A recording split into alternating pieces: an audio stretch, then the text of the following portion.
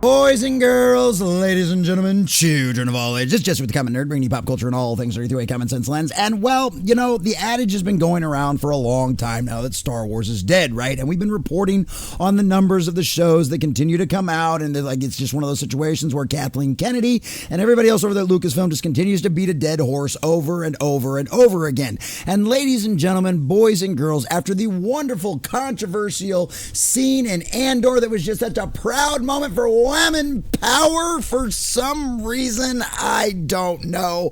I don't get it, boys and girls, but apparently it's some kind of representation gimmick, and needless to say, it didn't do Andor any good whatsoever when it came to the ratings, because as you can see over here from the headline at fandompulse.substack.com, Andor viewership is in the toilet, fails a chart despite 3-episode premiere and attempted great storyline, boys and girls. And yeah, needless to say, the YouTube algorithm doesn't exactly like that word very much now, do they?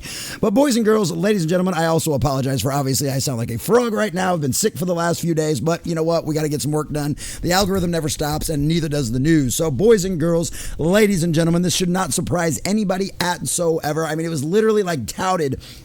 The first season, part of the promotional material was that it was the least Star Wars of any Star Wars product that had ever come before. And that's how they tried to sell it to a fan base that is literally made up of their love for Star Wars. Now, if Star Wars would have actually been in a Disney Star Wars particularly, would have actually been in a good place at the time, something like that might have worked. But from all of the complaints about it being a very slow show and everything else, guess what? A lot of people tuned out, and clearly they aren't coming back for season 2 either, because even with dropping 3 episodes, still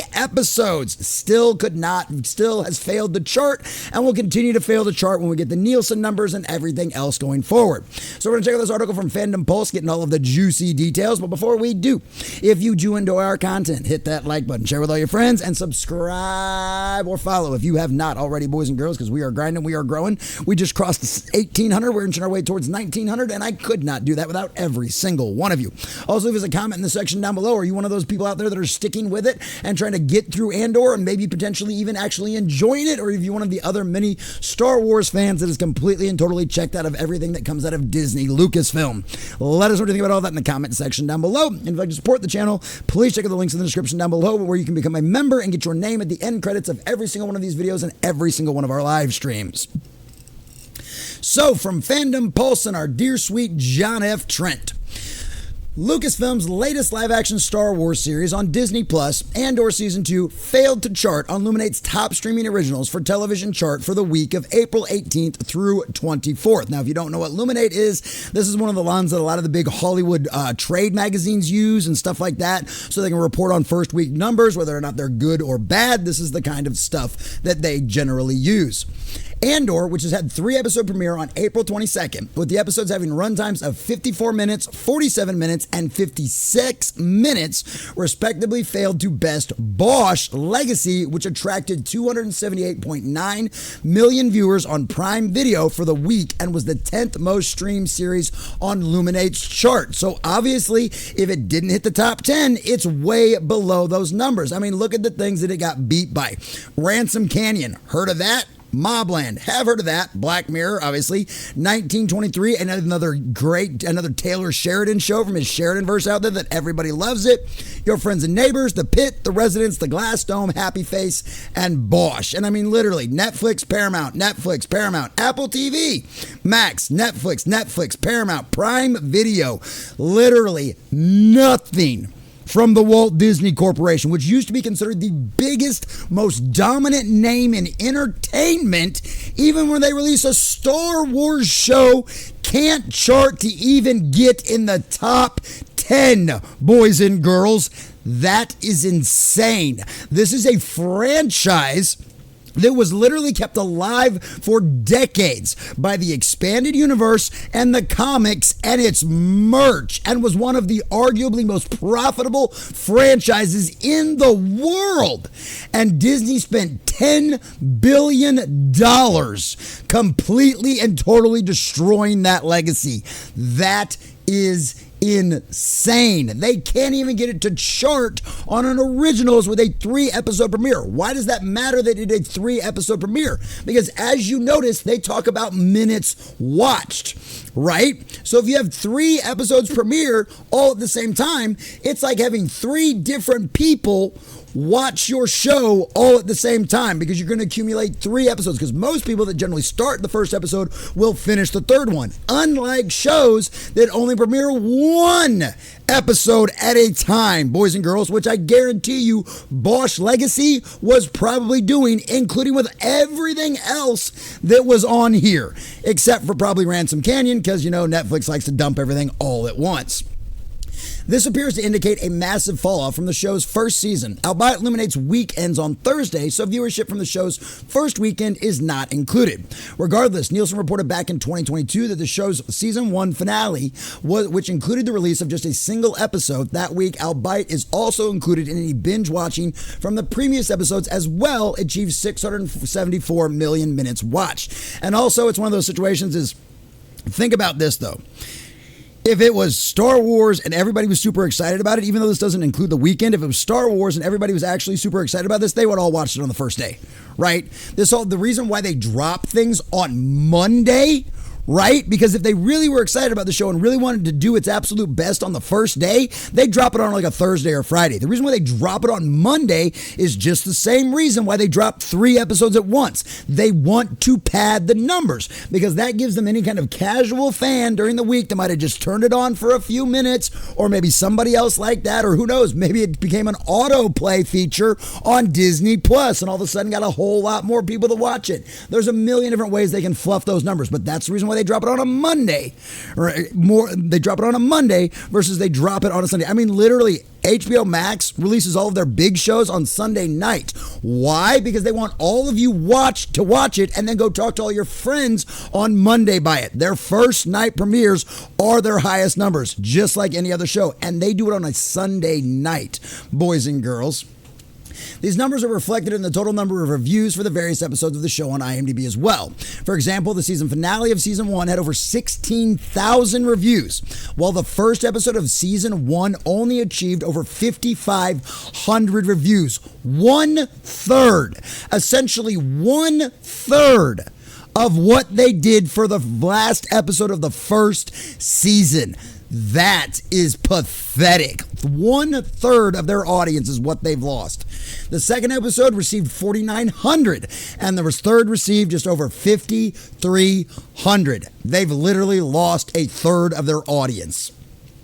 Even more interesting is that during the promotion of the show's first season, showrunner Tolga Guillory admitted the show was chasing an audience. He told Variety, "I think I was surprised. I thought the show would go the other way, that it would have this gigantic instantaneous audience that would just be everywhere, but it would take forever for non-Star Wars people or critics or my cohort of friends to get involved in the show. The opposite happened. We ended up with all this critical praise, all this deep appreciation and understanding from really a surprising number of sources, and we're chasing the audience." So literally it only came from Star Wars fans that were willing to give this a shot. Nobody else cared. It still appears the show is chasing the audience, but in fact it's chasing it away. It's doing so by including attempted grape scenes in the storyline and having the show's creator attempt to market it by claiming we are all the product of grape, which essentially here we go. I got one shot to tell everything, yada, yada, yada. He's basically saying that like the entire history of civilization, essentially saying the entire history of civilization is Genghis Khan, right? And obviously we know that it's been a major part of pillaging and plundering, all that other kind of stuff. He's basically saying everybody at some point probably has an ancestor where they have this happen at some point. That's what he was saying. It was really kind of taken out of context, and a lot of people went way crazy over that. And also a lot of people went way crazy over that scene than what it was, because it was an attempted thing. We have seen far worse things happen in the EU and in actual Star Wars movies than an attempt at taking advantage of someone. I mean, we literally watched Uncle Ben and Aunt Beru, their skeleton bones smoking on fire when we were kids watching a Star Wars movie.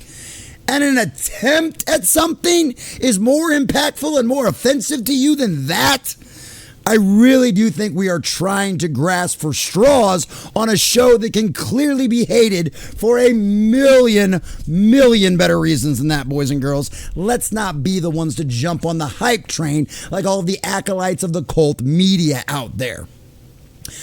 Was asked if he received any pushback. He said no one ever said anything about it because, of course, not. Disney Star Wars, especially Kathleen Kennedy and everybody over there involved at Lucasfilm, including that absolute soy boy Dave Filoni as well, don't care.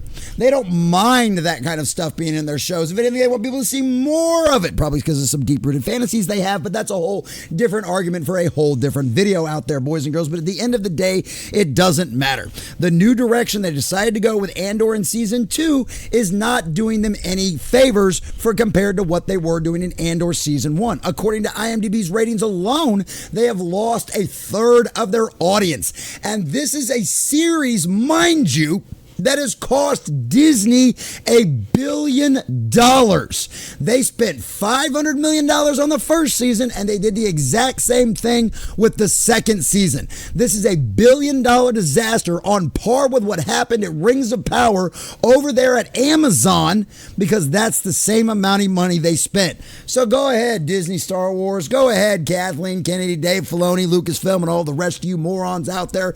Just keep on dragging this corpse up and dancing it around and spending billions of more dollars, because that is the one thing that will lead you faster towards two directions and two directions only. Bankruptcy, which at Disney would essentially look like they close up shop at Lucasfilm, they shelve the whole thing and stop making movies, or they actually have to change their ways and do something better, whether that just means producing a whole hell of a lot more content, which is going to continue to get them more and more diminishing returns, just like Andor Season 2 is, or they'll actually have to give us good Star Wars again.